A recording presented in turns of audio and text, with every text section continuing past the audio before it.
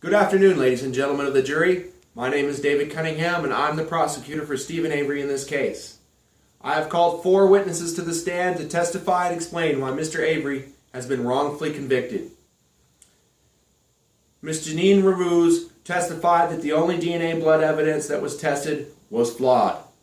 The EDTA test was not a reliable test to determine if the levels were too low to detect. She also explained the swabs had contaminated controls, and that more than one case was at Sherry Colhane's desk. She tells us that the remains of Teresa Halbach were moved with the burn barrel. The only DNA evidence linking Steve Avery to this crime is the evidence that is in question of being planted to frame him. Other than that, no evidence exists that suggests that Mr. Avery killed Teresa Halbach. We called Richard Mallard, who can testify that there were jurors that had already made up their minds before deliberating with the other jurors. Mr. Avery was being judged before the jury had all the facts. It is our right, and we deserve to be given a fair trial in the American justice system. We called Scott Taddock to testify. Scott and Bobby Dassey have the weakest alibis of them all. Did they work together to frame Stephen Avery for the murder of Teresa Halbach? The day after Teresa went missing, Scott was out trying to sell the same caliber rifle that was used to kill Teresa Halbach to a friend at work. Stephen's rifle was never linked by DNA to Teresa.